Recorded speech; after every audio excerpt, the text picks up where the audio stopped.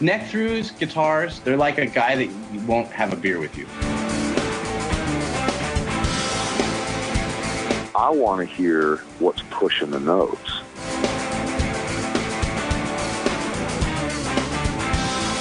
Freddie King and B.B. King, Albert King, and let's not forget Burger King.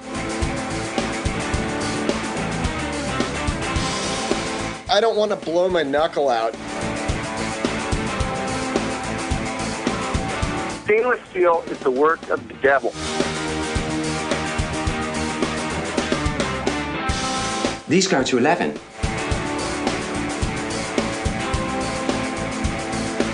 From the East Amplification Tone Labs in Baltimore, Maryland, it's the Amps and Axes Show.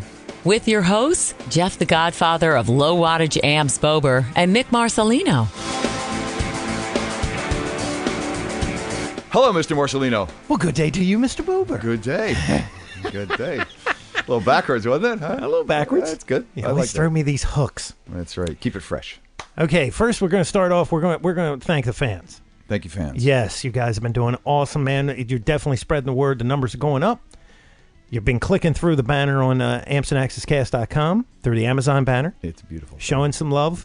It offsets all these costs, and I like that. Mm-hmm. You know, because it can.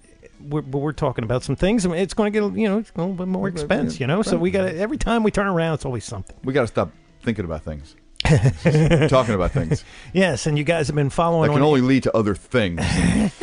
You've been following on Instagram and, of course, Twitter and Facebook and all that good stuff. Yep. And we can't thank you. And the comments have been coming in, which is cool. Yep. Thank you for being social on the media. Yes. And one of them that came in, I have to once again make good.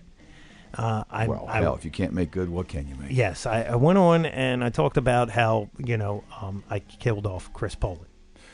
True. From Megadeth. But we were corrected on that. We were corrected on that. Yes. Still alive and well. Yes, he's alive and well, and he actually contacted through our comments page. Okay? So he wanted to make sure everybody got everything right, and I will say the thing now, but what we want to do is we want to extend out to Chris that we would love to have him come on the show. Open invitation to be on the show. Absolutely. Tell his side of the story, and let us know what he's been doing, because he's still out there, obviously, because our buddies over at Alchemy Audio, they were the ones who... Working on some of his gear. Yeah. So he's obviously out there, still doing something. Glorious noise, And I'm sure if we research... Now, this was the thing. I researched some of the Wikipedia stuff, and I didn't see this piece. And then I just used my memory from the VH1 thing, and I said, somebody died, and I think it was him. And it ended up being Gar Samuelson. He died on July 14th of 1999. That was the drummer. That was the drummer. Okay. And, Chris goes in here, and I'm not going to read this verbatim because I would really like Chris to come on and tell it in his words. Right. Or Chris, let us know if we can. We would love to, as Mick and I were saying, we would love to be able to get the straight story out there whenever possible, because there's so much misinformation out there. Well, like I said, the Wikipedia page didn't even really cover that part, that where he passed away. And I was like, I know somebody, it was like something in my head said, you didn't just make this up. Right. I know I heard it somewhere. And I was right. And unfortunately, I just had the people mixed up.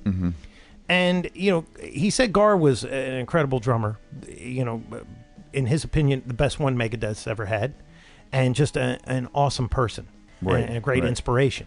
So and we're going to leave it there because so definitely, Chris, if you're listening to this, contact me again through because he didn't leave a return address. Okay, but we'd love to have you on, and to tell your side of the story. Yeah, contact me through our form and put your real address in there, and I will get back to you. We'll set this up, have you on the air. Because It'd be great. That's the one thing I really enjoy getting to our listeners is the real story from the real person. Yeah, see, Wikipedia has this thing that you only need 3 people to verify it, and then they're cool with it.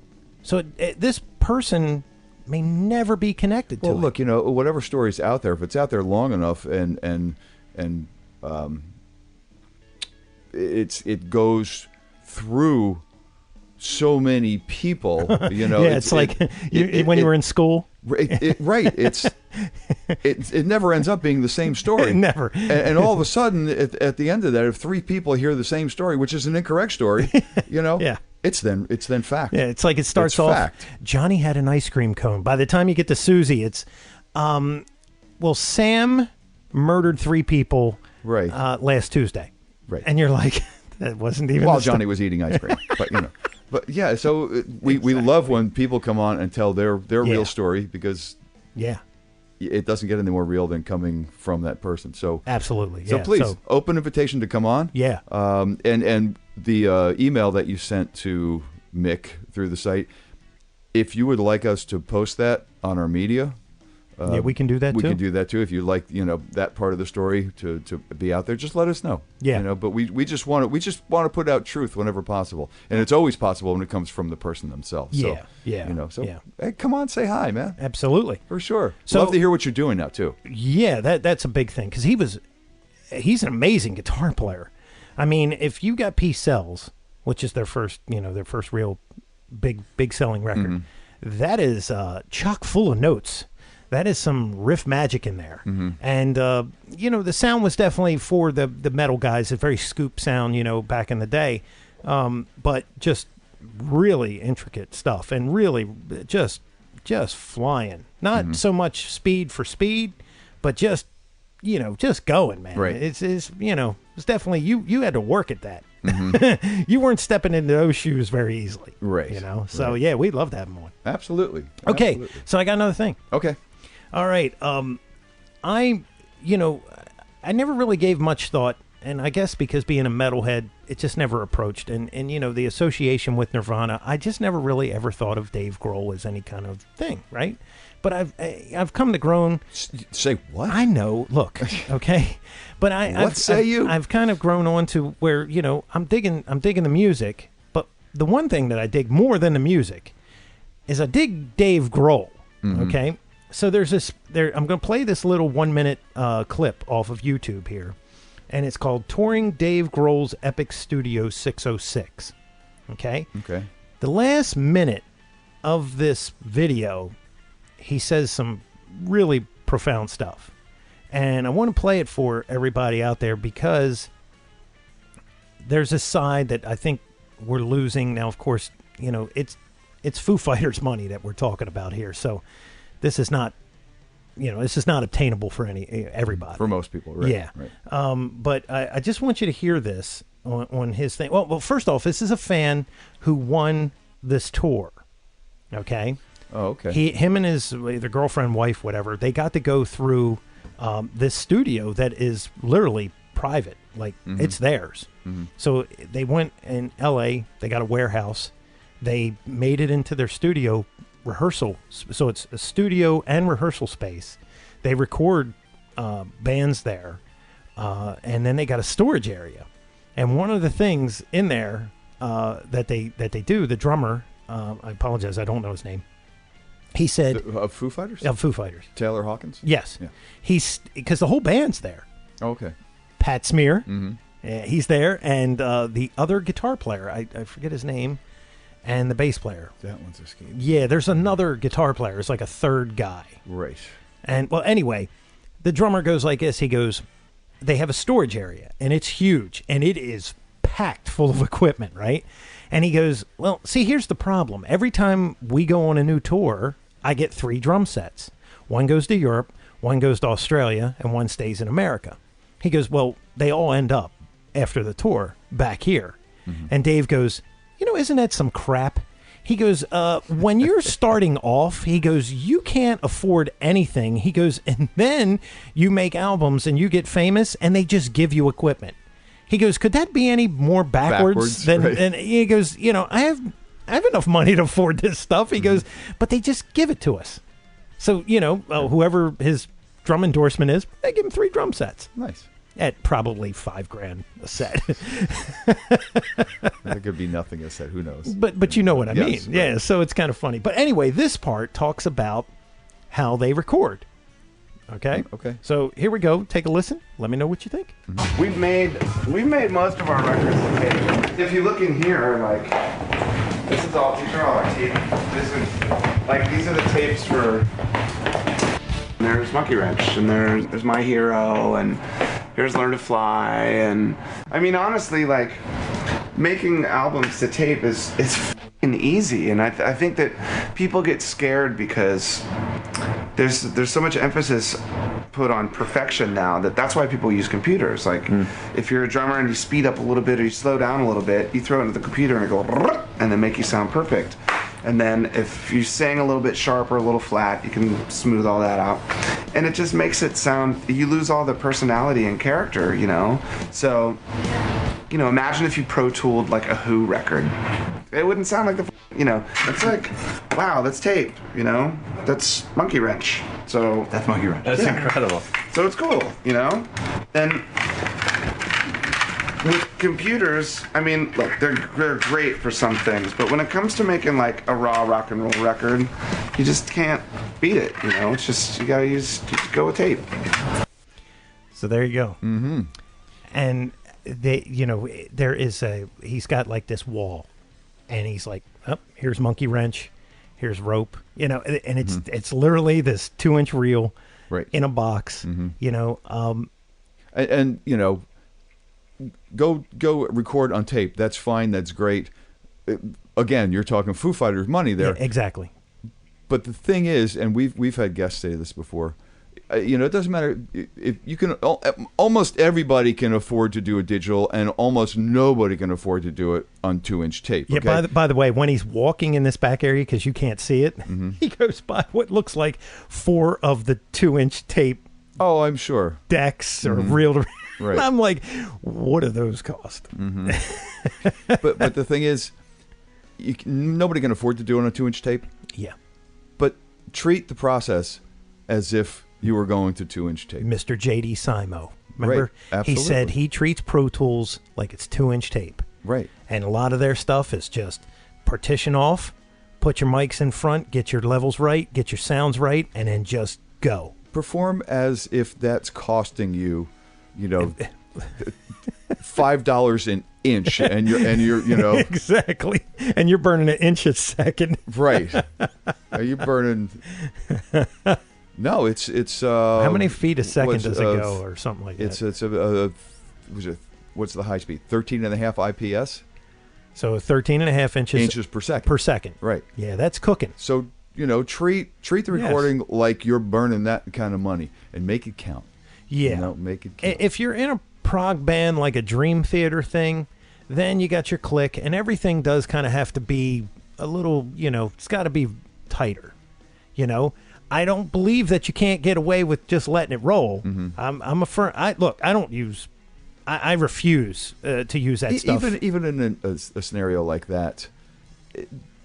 Just rely on your ability, right? Because I mean, if you're going to go back, if things are a little bit off, but you're the same group of people going back to do an overdub, you're probably going to play it in the same way, with the same feel, and it's probably going to feel right to play it that little bit off, because that's the way exactly you originally played it. You know, you think about big bands too, like Chicago, the old stuff, or like Earth, Wind and Fire.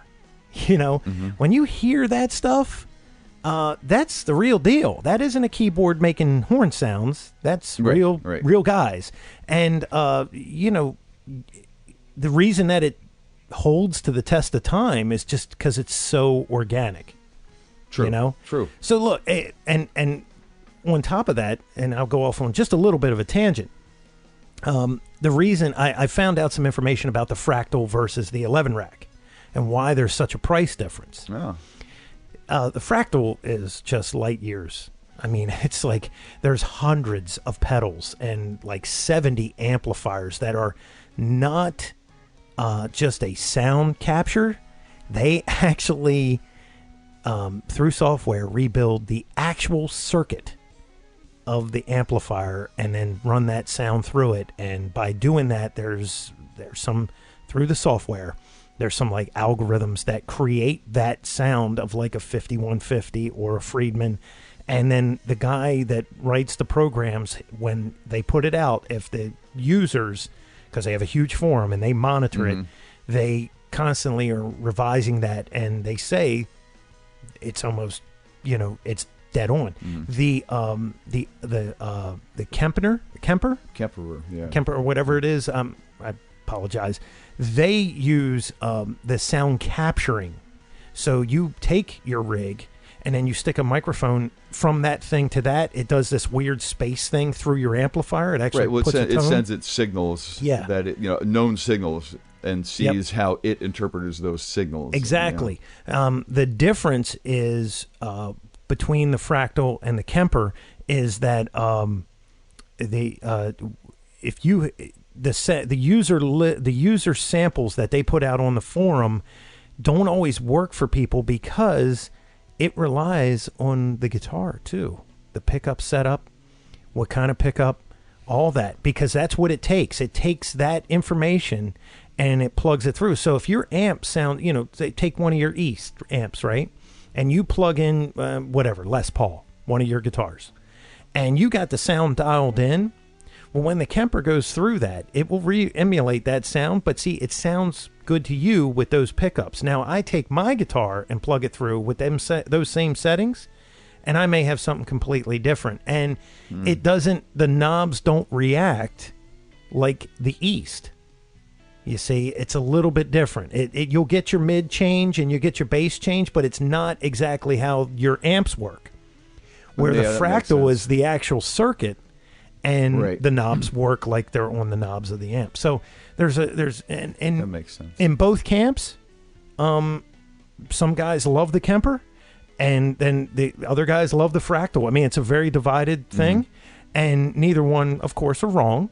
And I've heard both of them, and they sound pretty good. It's like all gear, whatever works for you. Exactly. I can tell you this: if you're going to buy a Fractal, buy it directly from them, because they are literally $1,000 cheaper than if you go on eBay. Wow. Don't ask me why.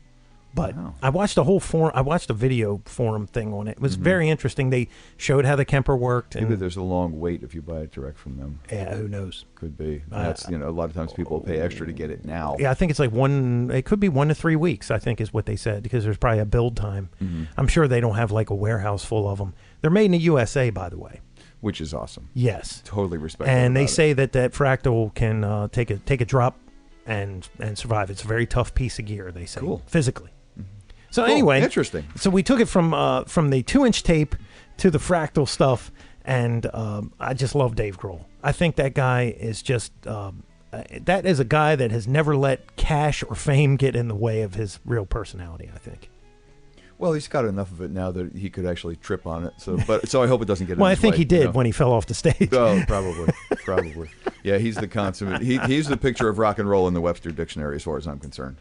Yeah. But we've got another great guitar player with us today. This guy is something else, man. Totally. He's an author. He's done. I don't know. Let me see.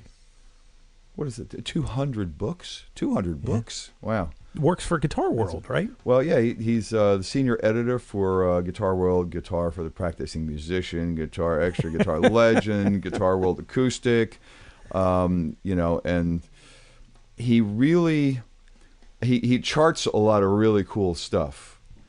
I've seen this guy do everything from Pantera to Allman Brothers. Yeah, I mean, he'll do like Jimmy.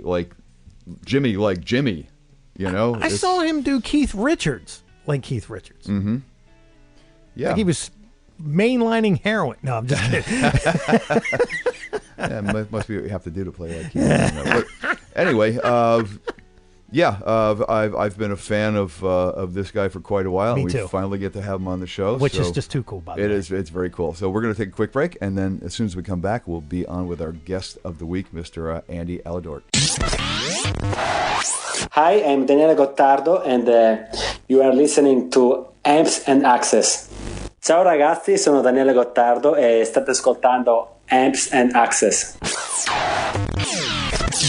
Okay, and we're back as promised with guest of the week, Mr. Andy Aledort. Andy, how are you, my friend? I'm great. What's happening? You're happening. Yeah, man. You're happening. Thank you so much for being on the show with us. I know you were a busy guy because I know you and Mick were shuffling schedules around, and here you are. So thank you so much for being here, man. We really appreciate it. It's my pleasure. Where am I exactly? Where are you? You're in this little tiny device, but you sound really big. No, actually, we come to you from just outside of Baltimore, Maryland. Yeah, man. Cool. Fantastic. So, and where are you now, may we ask? I'm in a town called Seacliff on Long Island, and there's a very famous music venue you guys may have heard of or may have even gone to that it closed about 20 years ago, but it existed for about 25 years. It was called My Father's Place. Oh, yeah. Yeah. And so just to give you a point of reference, where My Father's Place was is about 6 minutes from where I live, just down the street. And one of the first gigs I ever did in my life, probably 1974, was at My Father's Place. So that'll give you an idea of where Seacliff is. Seacliff's on the water. It's a nice town. Very nice. Well, you mentioned first gig in your life. Let's get some of that life, man. I always, like I like to say, I always go back to the Wayback Machine and ask our guests, where were you born? Where did you come from? And what put this music thing in you? So give us a little bit of history on Andy. Well, I was born in Queens, New York, which is funny. Just about anybody that's from Queens, when you ask them where they're from, for some reason they say Queens. Mm-hmm. They don't just say I'm from New York. Well, I'm sure people from Brooklyn say Brooklyn. Yeah, I think it's the same thing. Yeah. Although I'm not sure people say they're from Staten Island or the Bronx. They might. You certainly don't say Manhattan. I knew some people that are from Staten Island, but they wouldn't admit it. Right? I'm right about that. Why? But what's with the community pride for Queens? I don't know. It's almost like Queens. You got a problem with that or something. But I grew up in Queens in a town called Little Neck, which is the eastern part of Queens, and my mother had been a singer and sort of a part-time actress when she was young, and she had gotten a guitar that was before I was born. She got this acoustic guitar that was really for her, but I know she was thinking that it was for this child that was on the way, which turned out to be me. So she got a 1955 Guild F20 acoustic guitar. So when I was born, it's going to sound like name dropping, but Jimmy Vivino from Conan, I've known Jimmy for years, and we were having this conversation about a year ago, just sort of like your first guitar and the kind of stuff we're talking about. So I told him that story about my mom getting this guitar right before I was born, and he goes, "So the guitar was there before you were?" And I said, "It was." Like there was already a guitar there when I showed up, which which helped. Mm-hmm. And I remember, being really, really young, like maybe 2 or 3 years old, and picking on the strings and just kind of being fascinated by this contraption. It was, you pick the strings and it would make the sound, and it makes cool noises. It was like amazing to me. It was like, wow, what is this thing? It just seemed like there was nothing else like it. I guess it's the best way to describe it. It was, it was a magical thing. And how would I have known then, that how much magic had actually come out of that thing, in the hands of whoever, Jimi Hendrix and John McLaughlin and people like that. Or yourself. Yeah, for sure. Well, I try, I've, like all of us. It's funny, Pat Martino, who I studied with Pat Martino for a while in the late 70s, which was a great, great experience. Mm-hmm. And I stayed in touch with him over all these years. So, I'll go see him and we'll talk and stuff. And so I called him on the phone about a year ago, and he said, what are you doing? And I said, I'm still trying to learn how to play the guitar. And he goes, join the club. Yeah. I was just going to say, what an incredible story. I don't know if anybody knows the story of Pat Martino, but he had when did he have his stroke? Well, he had an aneurysm. And it was in, I believe it was in 80 or 81, something like that. Yeah. I think it was 1980. I'm not positive of when he had the ultimate episode where he needed to get emergency brain surgery.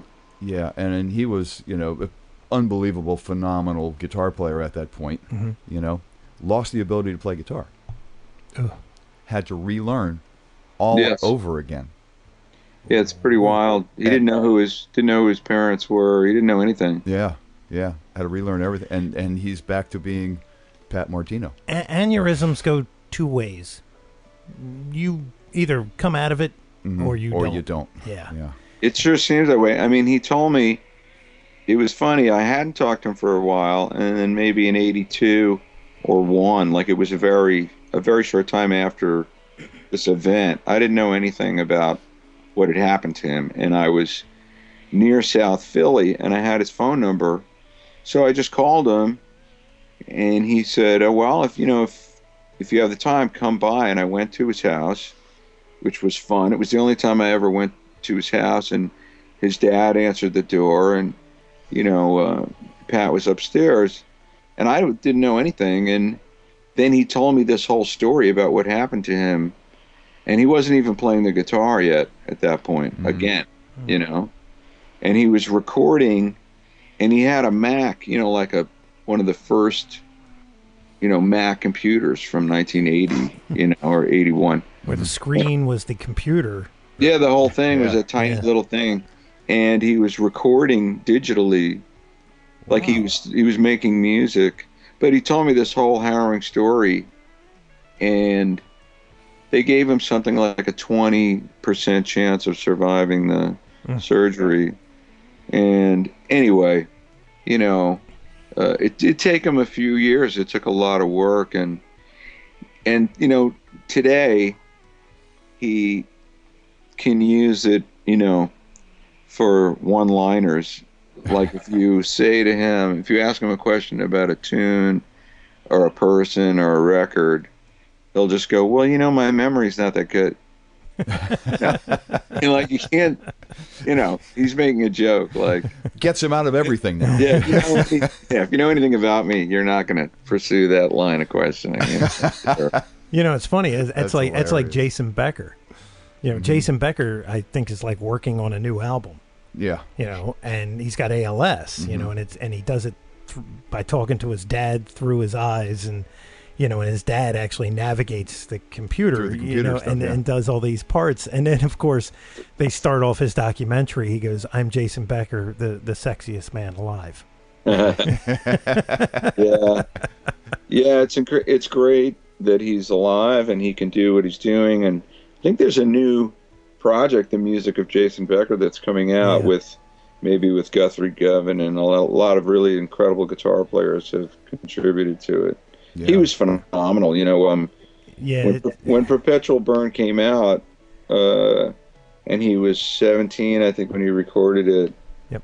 I did a transcription of one of the songs, and it was so difficult. It was crazy, but I did get to talk to him on the phone around that time, and I guess it was 85 or 6 or 7, something like that. And he was the sweetest guy, he was great. So that's what everybody says. As rough as the situation is, the fact that he's still alive is great. And I just came from this. I did this camp with Joe Satriani, the G4 experience out in Cambria, California, and to see all these kids wearing Jason Becker T-shirts and stuff. Nice. Yeah. Yeah, it's pretty cool. And I mean, if you ask Jeff Loomis or somebody like that, he'll talk about, the influence of Jason Becker. It's tremendous. Yeah, there's a video of Jeff doing one of the, Becker songs. Yeah. And oh, cool. It almost looks like they're using some kind of time lapse. I mean, oh, really? Jason Becker. I watched the documentary. I was into him, back in the day. It's like he's from another planet. Yeah. I mean, it literally, like, like you said, Andy, I mean, it's like, who plays that? Who can, and then I see this video with Jeff doing that, and I'm like, oh my God. I mean, it's just unbelievable watching this guy play that. And it's 4 minutes long, I don't know, nowhere short of 20,000 notes. But just the execution, he was just like a machine. Yeah. And now is this Jason doing it or Jeff doing it? It was Jeff doing Jason's song, and he just nails it. I mean, he just perfect as could be. I mean, it was like listening to Jason. But it's got to be a pretty inundating task to be asked to perform, Becker's material. A lot of people couldn't do it. Yeah. Well, it's nice, all these guys have infinite respect for him, and they can express it to him, and Now, have you guys talked to Loomis? Do you know Jeff Loomis at all? We haven't talked to him. That's one of the guys I was actually going to suggest because he is. Yeah, we have not had him on yet. He's one of those guys. He you just throw it in front of him and he can get it done. Well, I got to become friends with Jeff. So at this point we're pretty good friends, which is really cool. I love the guy. I mean, he's the greatest guy. He's extremely lovable. And he came into Guitar World, I guess, 10 years ago or so, to do some columns, some instructional videos. And then he came back in maybe 2 other times or 3 other times. We did a DVD together, his DVD that he did for Guitar World. I'd worked with him on. And the thing with Jeff is he has such a good sense of humor that, and he's such a phenomenal guitar player, like it's off the the scales, that just about anybody who knows him, we love to pick on him, and it's like whatever it might be, because he's so nice. Like, he's such a nice. If you weren't so nice, you wouldn't get picked on so often. Exactly. So like Mark Holcomb, who's in Periphery, he came in to Guitar World recently to do some columns, and Periphery and Jeff did a tour together a couple of years ago. And Mark and I, Mark does a phenomenal Jeff Loomis impersonation. And so then I was texting with Jeff after I said I was just with Mark and we were talking about you, and he was like, "Oh, I'm sure you guys were saying all this bad stuff about me, and I said, no, but, and then, it's funny how you can't necessarily convey tone of voice or something in a text, but I was able to do it because I said, no, like Mark said something like, and then I'll say it in my Loomis impersonation, I don't know, man, I think Maple is it's just snappier, That's exactly how he sounds. Jeff texted me back, "Fuck you." Oh my God, that's hilarious. Great. He's great though, man, and he is such a phenomenal guitar player.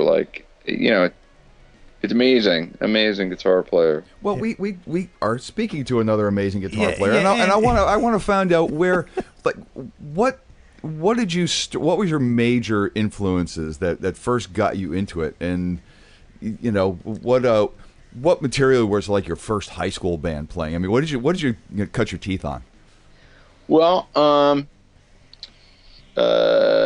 was born in 1956, so the big moment was the Beatles on Ed Sullivan.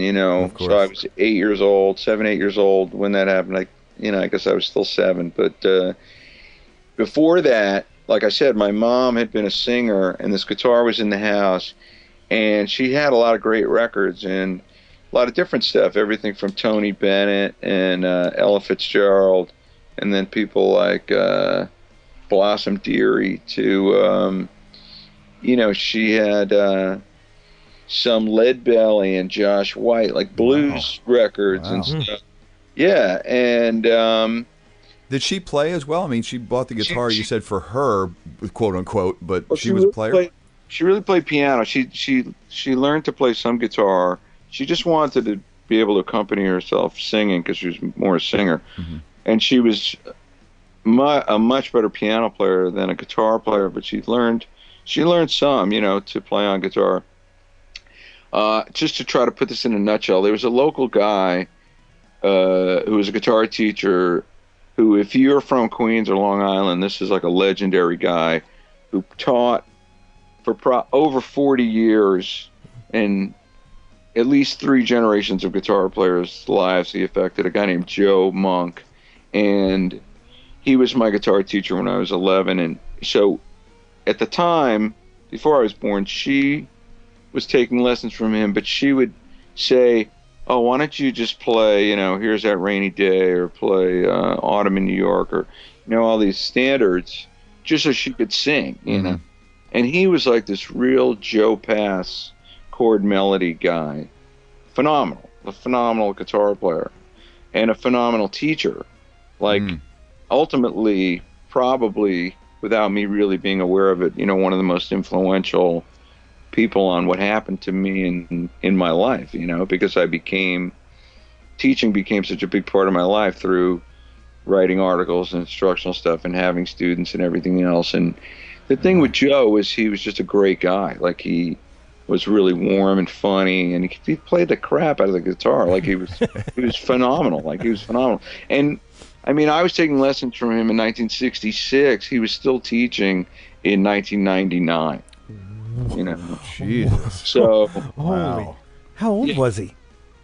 Well, I mean, that's a good question. I don't really know. And he died in 2000. So I guess you'd have to do the math. If he was 75, maybe he was 35 when I took lessons from him, or something like that. That's amazing. That's awesome. I mean, he's a great guy. So anyway, I had these records before the Beatles even came along. There were some cool records to listen to, and I think I had a little plastic record player, and I really did like listening to music.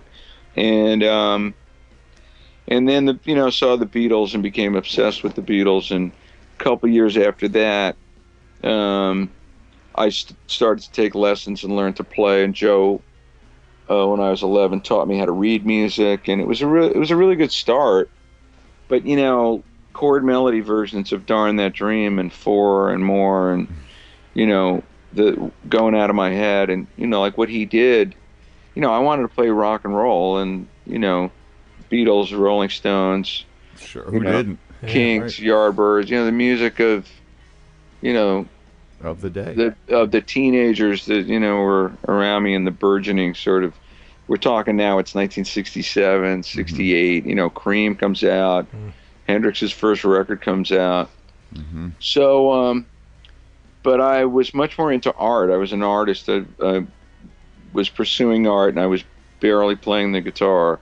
And friends of mine, at 15 years old, were far superior. So you asked me about high school. I didn't have a high school band. I barely played. I knew like 1 Leslie West lick and 2 Mick Taylor licks, and that was about it. Well, it's a good place to start. Absolutely. Some of my favorites. That Midnight Rambler from Get Your Yayas Out. That was one of my favorite things in the world. Oh, yeah. So I went to art school, School of Visual Arts. When I was 16, I went to college. But then I started to play. And I know the story's getting long and boring, but before I went to School of Visual Arts Manhattan, for 1 semester I went to University of Hartford, 1973. I'm 16. In the next room in the dorm was a guy, 22 years old, graduating, named Tom Mariano, who was the star of the Hart School of Music, which was part of University of Hartford. Keyboard player, phenomenal, like insane. And I'm 16, and he would say he put on a Chick Corea record or a Keith Jarrett record, and he would play along with the record. And he knew that stuff inside and out, and he was fully classically trained. And so he was another guy that was like had a huge influence on me. Like, music to him was like like a tap. Like, you just turn on the tap and the music would come pouring out. It was like there was no problem. There was no struggle or difficulty. And then and another thing, and Joe was like this, there was no ego. There was just this love of music. That's all there was, And I always wondered what happened to him.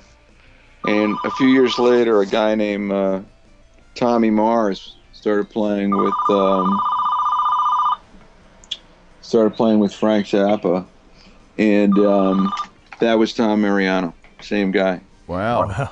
So we reconnected a few years later, which was cool. Cool. So, if you know him from his Frank Zappa recordings of the Baby Snakes movie or anything like that, I mean, Tom Mariano is, an absolutely phenomenal musician on this level that is so high. Well, you kind of have to be to play with Zappa, Yeah. But so that's when I really started to play, just from hanging around with him. The next thing I knew, I was playing 6 or 7 hours a day. So the best way to answer your question is that, Hendrix became my favorite music of all.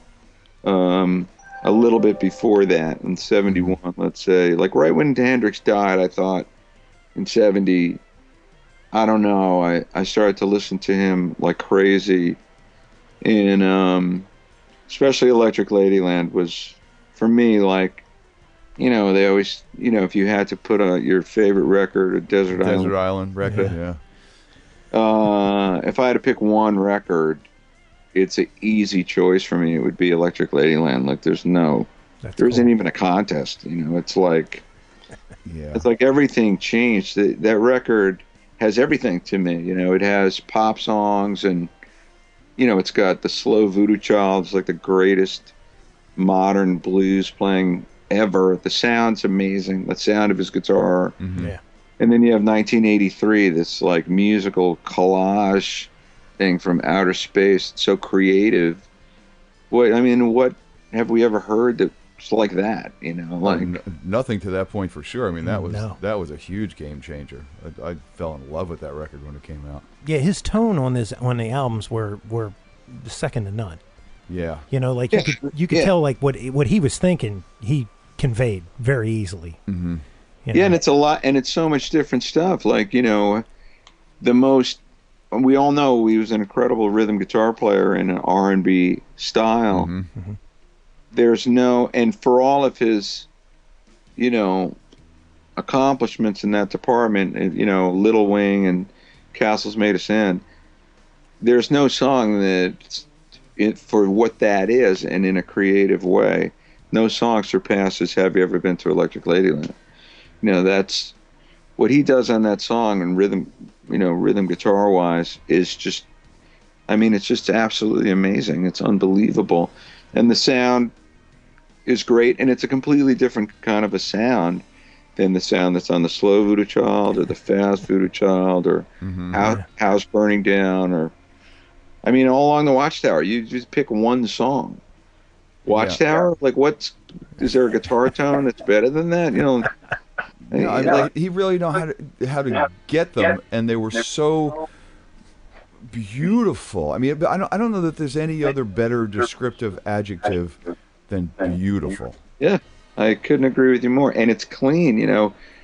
People think Hendrix, it should be really loud and really distorted and over the top. And what gets missed, is that Jimmy did play loud, and he did play really distorted, and he did play completely over the top.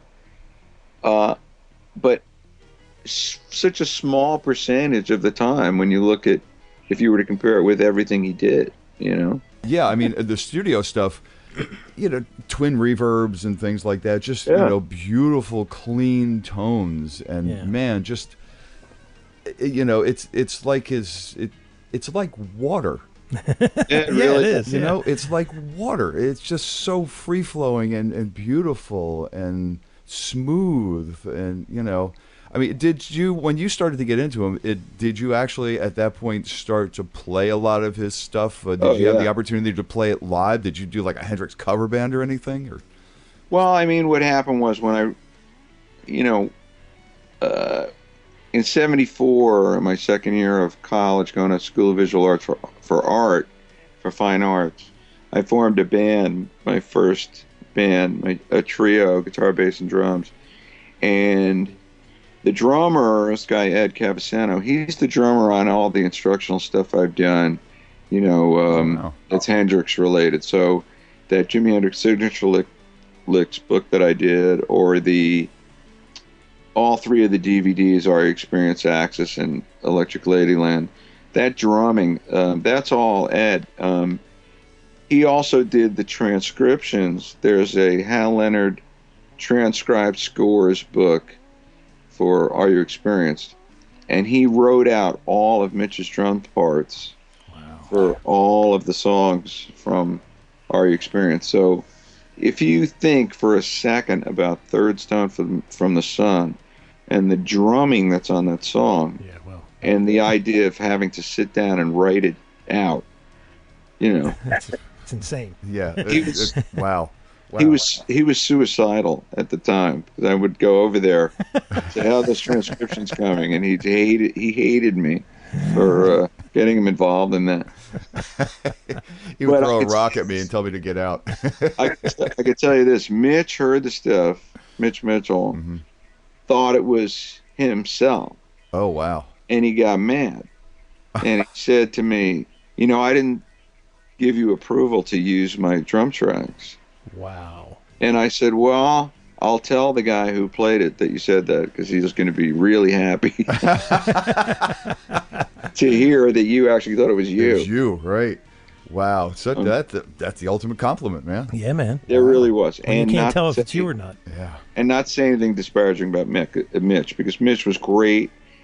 It was a tremendous honor to get to know him and play with him and, spend time with him. I went to Japan with him to play Mount Fuji Rock Festival, and he played a lot of shows with him and got to know him. And Mitch was truly a one-of-a-kind person, and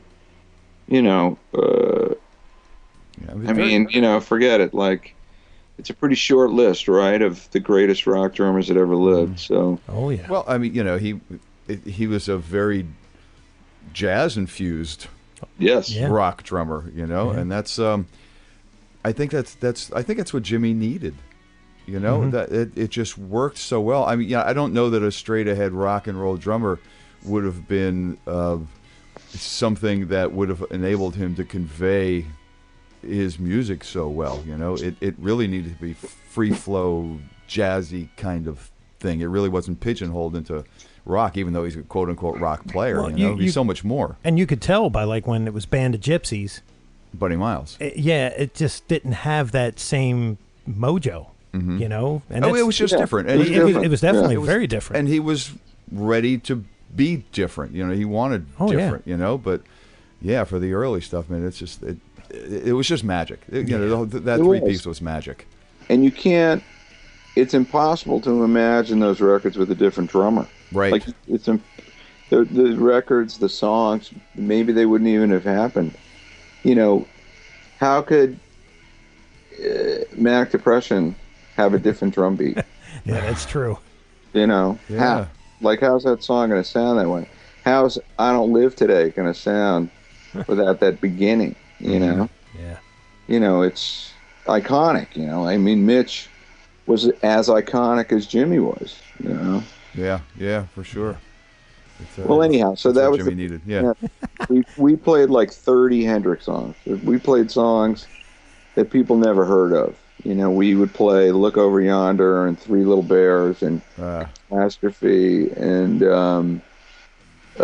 Driving South and anything that we could figure out, we would play. People would say, "Oh, what? Who's that?"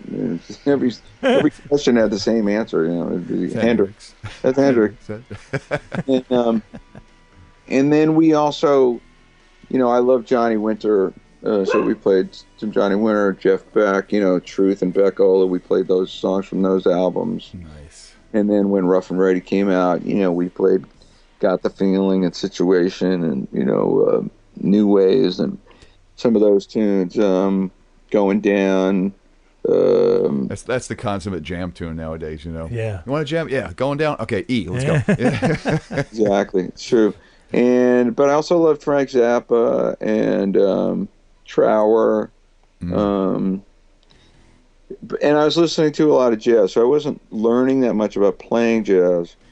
But I loved Ornette Coleman. I listened to a tremendous amount of Ornette Coleman. Started buying all of his records, and nice. And then Miles and Coltrane, you know, and bebop. You know, I probably was 17 when I first heard Charlie Parker, and I couldn't believe that music. So Charlie Parker and Dizzy Gillespie and Fats Navarro, and then it spilled into Lee Morgan and the guys that came next, you know, Horace Silver and Lee Morgan, and eventually, you know, Wayne Shorter and the next Miles Quintet, all those guys. And of course that brings Tony Williams into the picture. And what many people don't know is there was a period of time Tony Williams and Mitch Mitchell lived together. Really? Yeah, can you imagine what that was like? Well, loud. Like two drummers, no waiting. I think Central Park West. I think Mitch was living in Tony's apartment. Wow.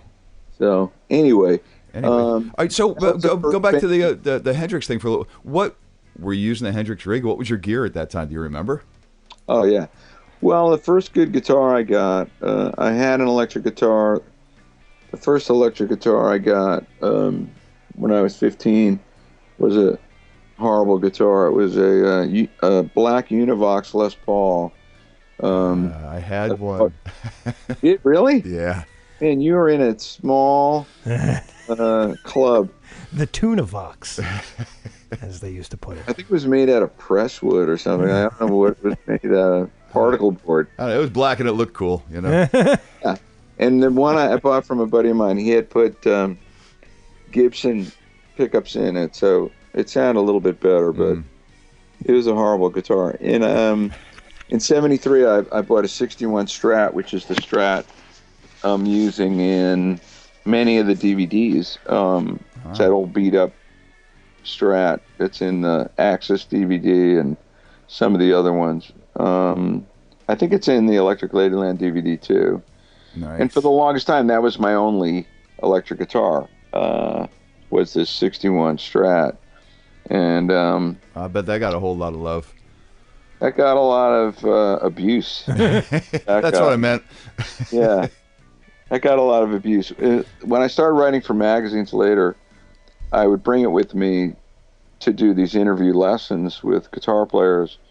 So ultimately, that so many famous guitar players played that guitar. You know, B.B. King and Buddy Guy and Johnny Winter and Steve Ray Vaughan, who I got together with on 3 different occasions. He played that guitar every time I got together with him. Wow. And he loved the guitar. He said to me the last time I saw him, he handed it back. He said, "I still love your guitar." Nice. So that was the guitar I had, and I had an interesting amplifier. I had bought this sort of no-name 412 bottom that had Oxfords in it. So this is in '74. And then the head was a PV Musician. It was a transistor head. Oh, my God. Those things were ubiquitous. They were everywhere. I had one. It kind of worked. It sounded good. Yeah. Yeah. Not through their 412, though. What's that? Not through the PV Musician 412 because it was ported. Oh, yeah. I had the cabinet. Really? And the thing was like, it was like playing through a bass cabinet. Didn't they make like a 612 or something to a taller cabinet? Well, it was taller because it had these 2 giant ports maybe that in was it. Wow. Yeah. So when I ran mine through a Trainer 412, okay, and it actually sounded great with a distortion plus in front of it, of course. Yeah, I didn't use a distortion pedal at all. But the thing was, another big influence at the time in '74 was Ritchie Blackmore. One of my 2 favorites. Rich, you know, his tone, it didn't really sound that distorted. No. You know, it was just sounded loud and like clear as a bell. Like with just a lot of push behind it, you know? Well, he played majors, you know, right. Marshall majors. But I loved Deep Purple, and I really loved Ritchie in rock and Machine Head. And I went to see Deep Purple in '72 at the Felt Forum, which you can see on YouTube, a lot of that show. Oh, cool. There's a handful of songs like Space Truckin' and maybe Child in Time. Yeah, I mean, I loved Ritchie Blackmore. So the tone I was trying to get was somewhere between Hendrix and Ritchie Blackmore. And the PV actually did it pretty well. Because it had gain. You could bring distortion in. Mm-hmm. I didn't have a distortion pedal. I used two pedals. I had a King Vox wah-wah. Nice. That was Thomas Organ Company, 1974, with a TDK inductor in there. And I had a Phase 90 that I was brand new in 1974. That was when the pedal was introduced. Mm-hmm. Wow. So I remember it. I heard the pedal came out, and I went down to Grayson's on 48th Street, and I think it was $70. I still have it. Oh my! Nice. That's awesome. And reissued it. You know, they reissued the whatever they call it. The script 74 logo. Script logo. Yeah. Mm-hmm. Yep. And the new one actually sounds a little better. It sounds identical, but it's not noisy. Oh. See, I like the noise because I had one of the original ones, and I remember buying one of the ones that was the block logo with the LED, and I said, "What happened to this pedal?" You know, that one, yeah. But the new script logo, it doesn't have an LED. Yeah. Whatever they call it, you know, the reissue, retro, whatever. Yeah, yeah. I mean, it's really good. It sounds great. Cool. And the record that I heard it on, I think, was Johnny Winter Captured Live. Because the record opens with Boney Maroney, and he's playing by himself, and he's using a Phase 90. I don't think he ever turns it off. You know, that's cool. So yeah. Anyway, that was the first gear I had, and that was really the only gear I had until '78. I bought my 100-watt Marshall JMP. Which I still have. That's my main amp with Dickey Betts. Wow. And it's been worked on a few times by Matt Wells, who's a New York guy, one of the best amp guys there is. And then recently, actually, it was worked on by Mitch Colby, who you guys might know. Yeah, Mitch is a good friend. We interviewed him. Yeah. I mean, he's a great guy. I've known Mitch for a very long time, and the Park amps are killer. The Colby amps are killer. Mm-hmm. There might not be anybody who knows more about it, tube amps than Mitch, you know. Yeah, he's a good guy. I've known him for a long time. We split a room a couple of times at some different amp shows, you know. I said, you want to split the room? So yeah, he brings his amps, I bring mine, and you know, everybody's happy. He's a freaking great guy, man. Yeah. Like, no ego there. It's just here. I got my amps, you got yours. It's good. Yeah. He's a great guitar player too. Yeah, he is. That's really cool. So that's and I like 6550s. I had read somewhere that Hendrix only used 6550s in his Marshalls because he thought it sounded more Fendery. Mm-hmm. And my amp actually came with 6550 tongue soles. Like, why it came that way, who knows? Well, it's an American version, right? What? Yeah. Yeah, because see... What, you would say 68, did you say? When did I buy it? Yeah. No, it's a 78. Oh, it's 78. A I'm sorry. JMP. It's the first run of a master volume. I mean, yeah. 2-input master volume. Right. Yeah. Exactly. Well, I've heard a story, and then you said a story.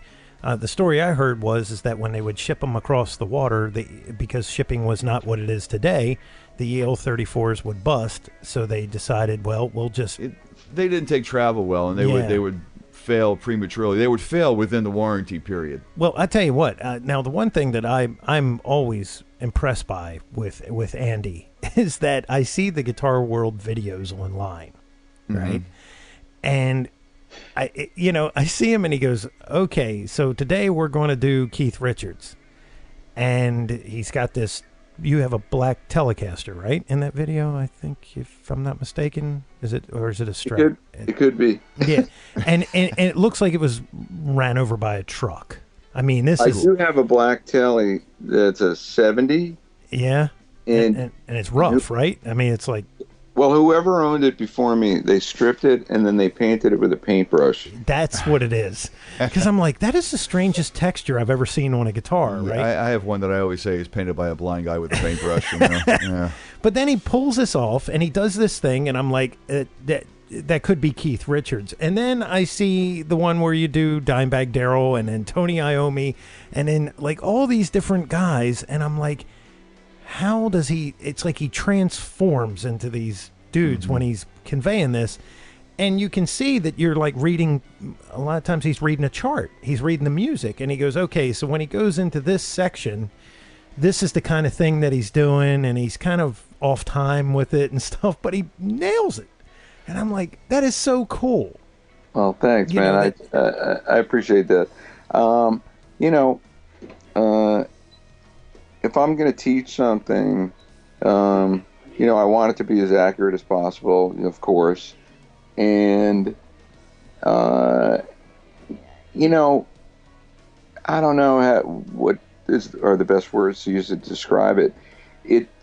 At a certain point, very early on, if you're going to teach something, you can't be judgmental of it in any way, shape, or form.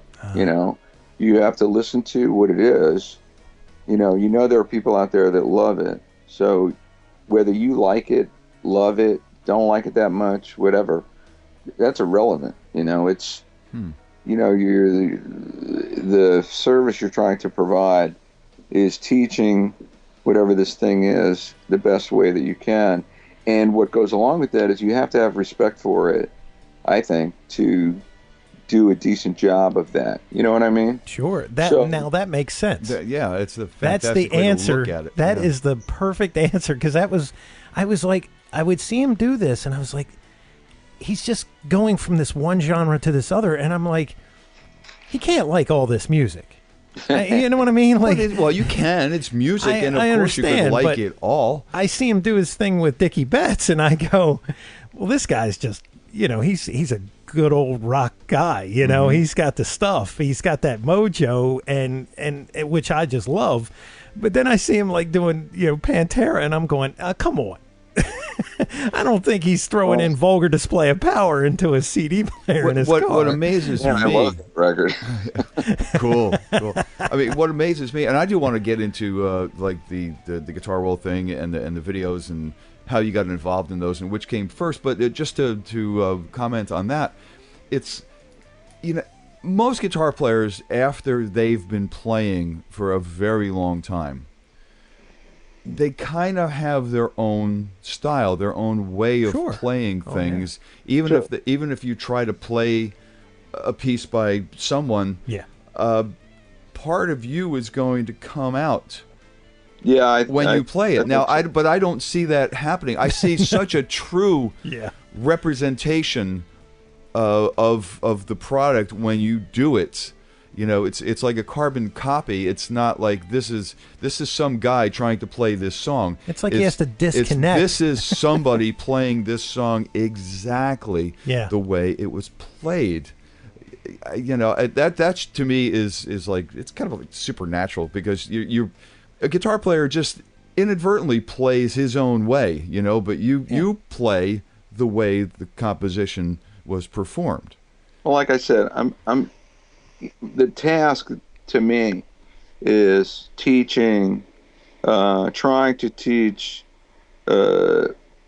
whatever it is, that are the elements that make up a certain guy's playing style.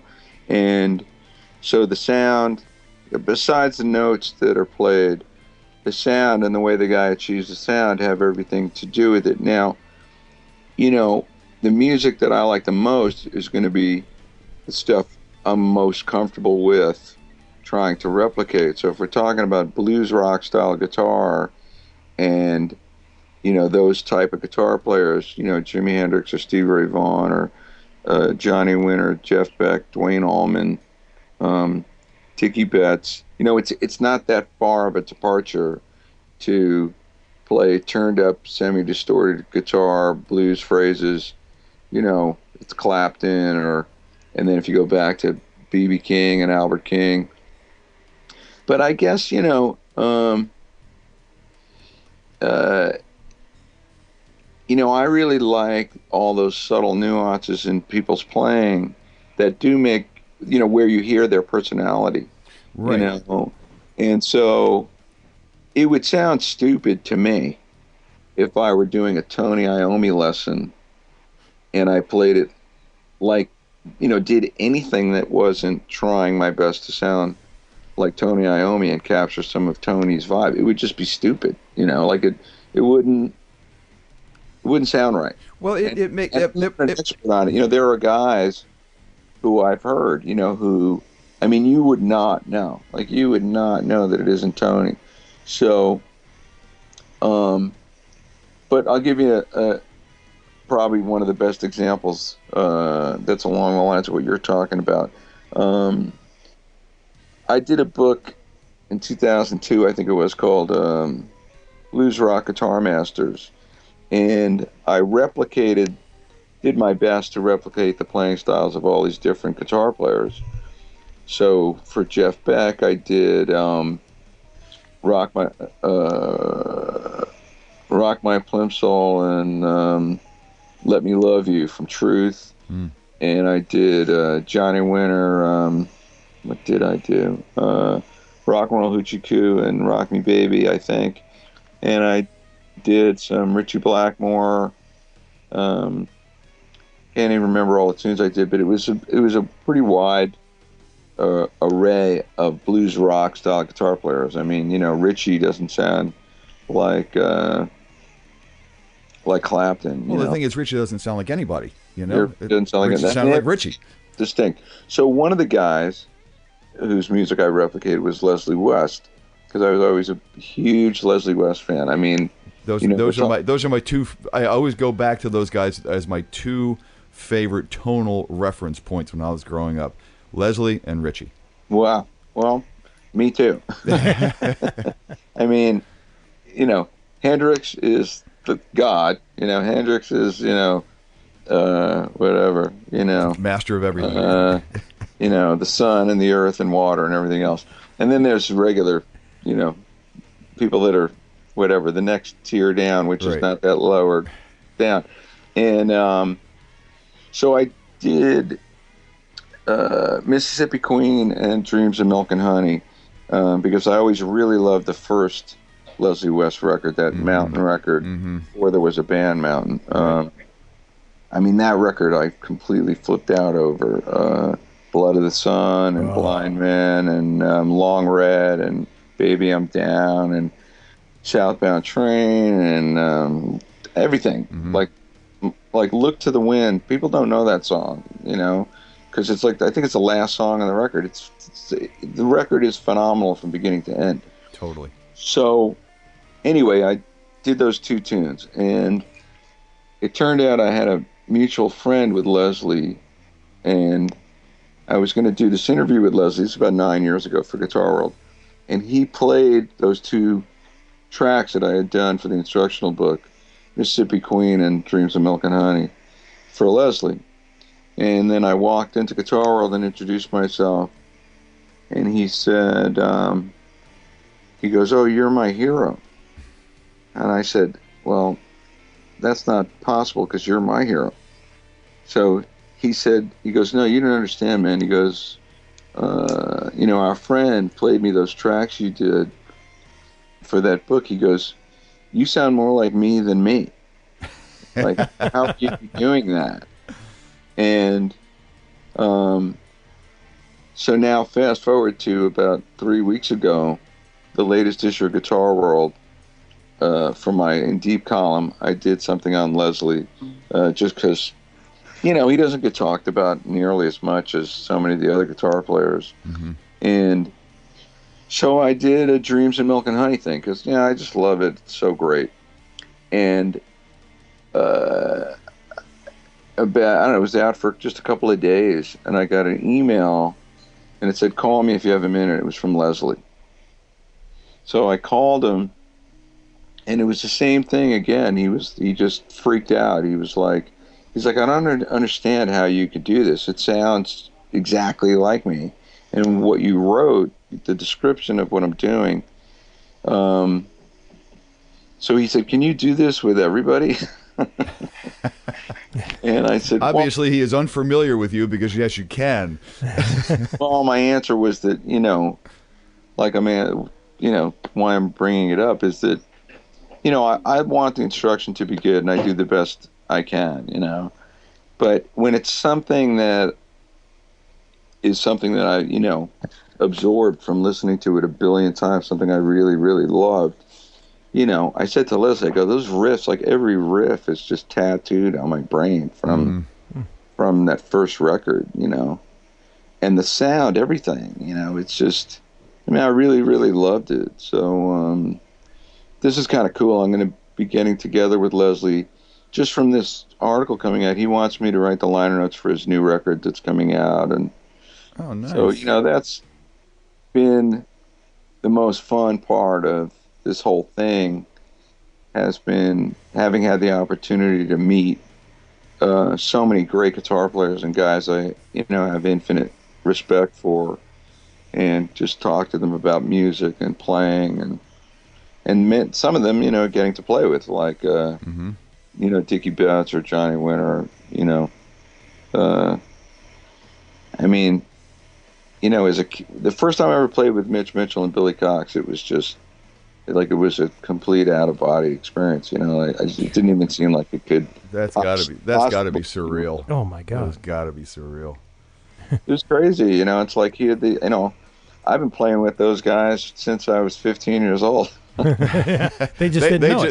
They just didn't know. That's right. They didn't know. Yeah, exactly. That's hilarious. Yeah, I love Leslie. He's a friend too. Back in when he became a Buddha guy, way back in the day, he plugged into the amps and really liked it, and he was playing Buddhas for a long time before he went to Black Star. But I'm looking at a poster right here in the Tone Lounge that says to Jeff, "Thanks for saving my sound." Yeah, cool. That's pretty good.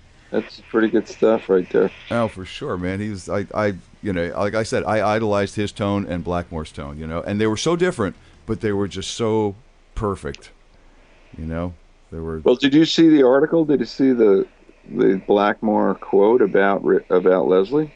No. So I got to interview Ritchie maybe 6 years ago or something, and he told me that after Deep Purple did the Philharmonic record, Deep Purple with the London Philharmonic or whatever it's called, that record was kind of a disaster. And he said he and Ian Pace were sitting in like a diner or something, just looking at each other saying, like, what are we going to do? Like, where's the band going to go? This last thing we did not live up to, what we wanted it to be. And he said right then, Mississippi Queen came on the jukebox. Neither one of them had ever heard it. And as you know, Mountain was a brand new band. In 1970 was when the single came out. Might have even been January 71. Wow. And he said they both completely freaked out, and Ritchie said, this is rock, and this is what we have to do. Wow. And the next record was Deep Purple in rock. Wow. So they heard Mississippi Queen and Ritchie. That changed. I mean, it's not overstating it. It changed the direction of Deep Purple. Wow. And that's in pretty rock, heavy duty. if you're a fan of Deep Purple, In Rock is a pretty phenomenal album. But I mean, wow. I put this in the article. Leslie became friends with Martin Barr right after Tull did the Benefit album, which is an incredible album. Oh yeah. And Martin's no slouch. He's playing that 58 or 9 Flame Top, and his tone is great. they become friends, and Leslie gives Martin one of his juniors.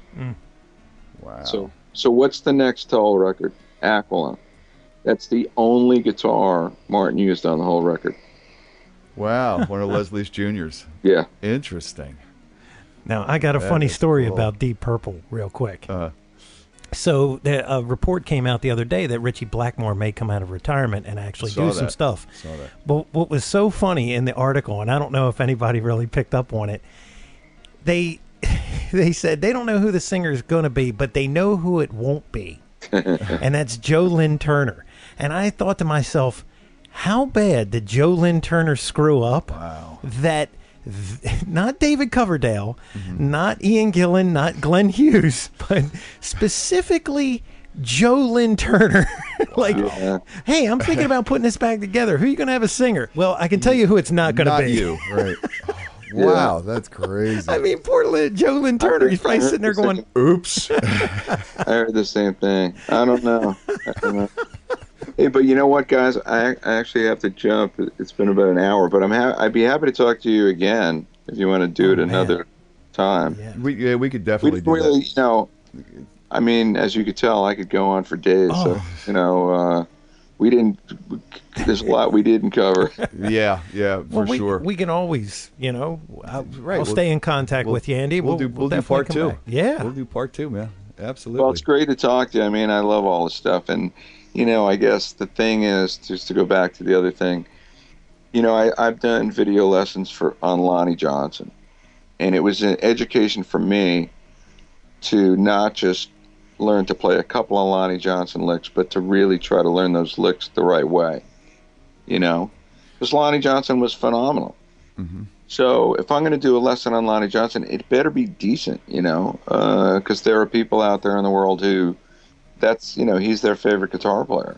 Well, I think yours are way more than decent, and it really does take a special player to, and no disrespect, but I'm going to say, leave yourself at home and just become that other guy. There's a supreme talent to do that, man, and you've got it in spades. So thank you. Yeah, man. Thanks, man. I appreciate that. Like I said, you know, I want it to sound right, you know, and in the teaching of it, the worst thing would be to lead somebody up the wrong path, you know.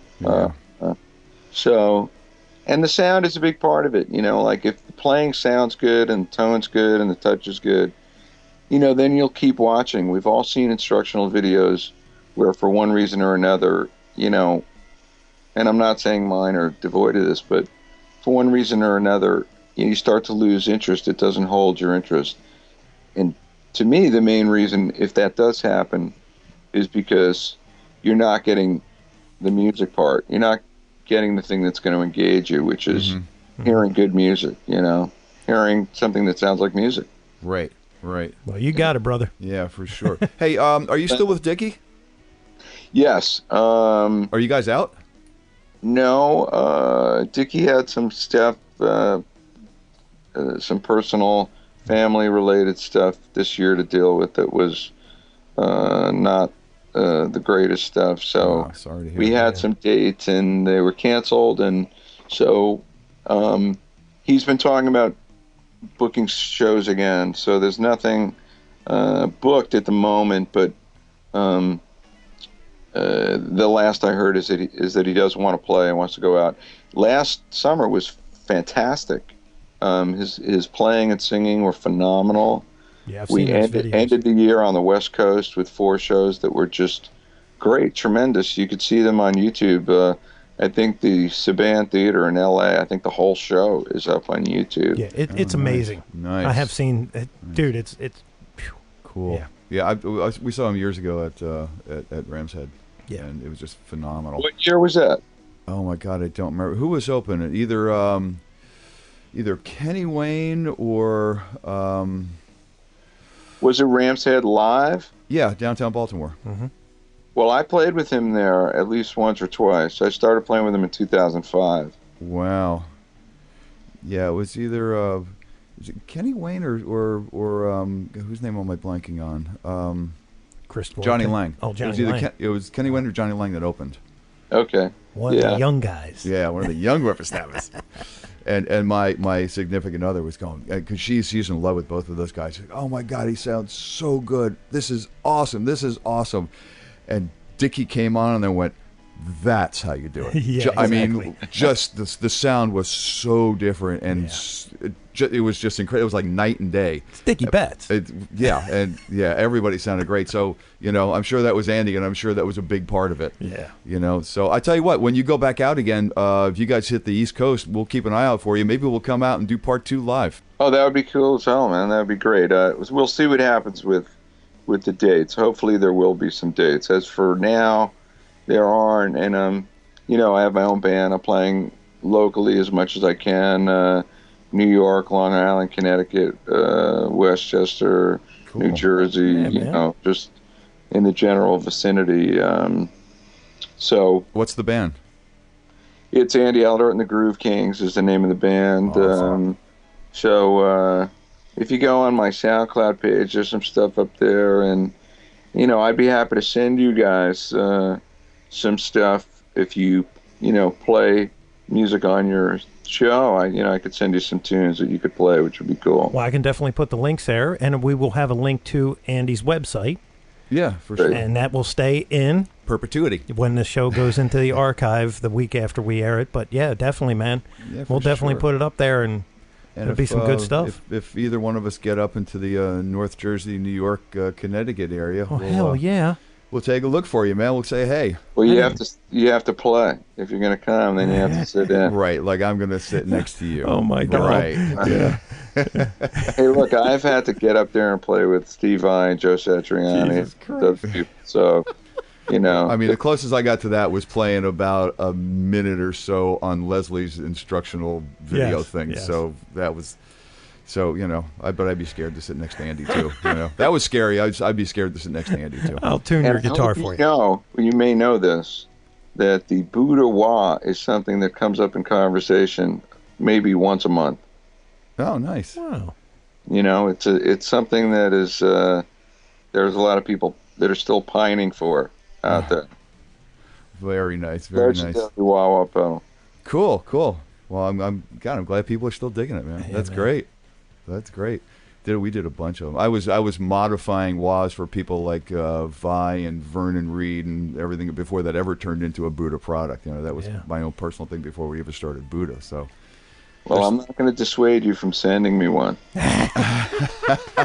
Because if you're a wah-wah aficionado, the one thing you know is you can never have too many wah-wah pedals. That's true. Even if you have like 12, like I do.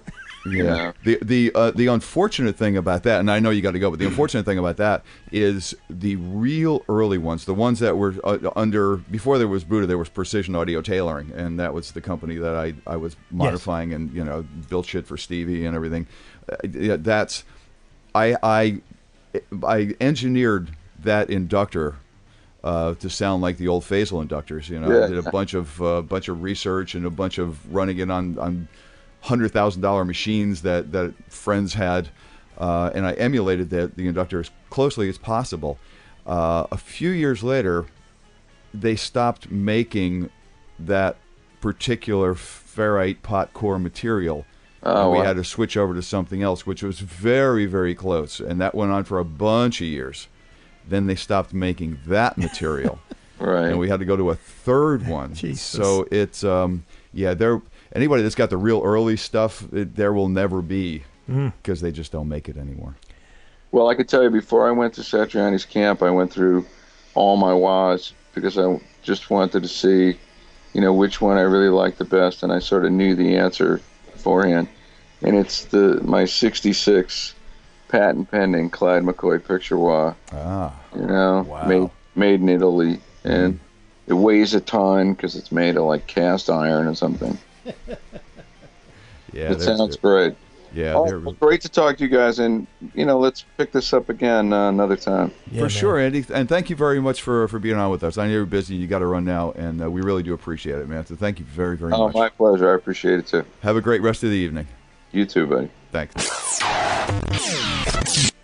And there you have the story Oh, he's we got to get back with him, man. Yeah, there's just so much. He's a hell of a player, and like I was saying, he it's like a disconnect. He somehow disconnects from his personality, himself, yeah, his personality on the neck, on the guitar, and just is able to emulate these guys to a T. It's just the first time I saw some of his videos, I'm going, it must, and I'm thinking to myself, he must be just a huge 25 hours a day, 8-day a week study of this particular person for him to play it that good.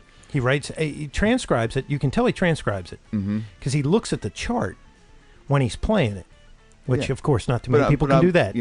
Right. But I thought he was, a follower of one particular player, because maybe I saw a Hendrix thing first or something like that. And you would think, okay, Hendrix. He lives and breathes, which he does. He idolizes Hendrix, But then he can jump to some other player and be that player. When he did the Tony Iommi thing, I was like, holy crap, he's nailing these things like dead on. Mm-hmm. Like even the tone was coming out, but man, just the way he was playing it, I was like, that's exactly how Iommi probably doesn't play like that anymore, because it was captured on the album at that time, and he's literally just lifting it and giving it to you. Mm-hmm. And a lot of that you just bring up a good point, and then we got to go. But a lot of these performances, all performances actually that are recorded, are pretty much a moment in time. Like if that same player would go back and do that solo again, it would be slightly different. Except for Randy Rhoads, but he's no longer here. That's true. Yeah, he could double track himself. Yeah, he was scary. All right, so say a lot of guys, it would be a little bit different, Yeah. And then Andy comes along and he's able to capture perfectly that moment in time. It's just so cool. Not many guys can do that. No, man. not at all. That's so good on you, Andy, and thank you, man. It was fun. Yes, thank you. So until next time, my friend. Damn right, because they're absolutely. I am Mick Marcelino, and you. I'm Jeff Bober. Absolutely. That's right. And we're always saying.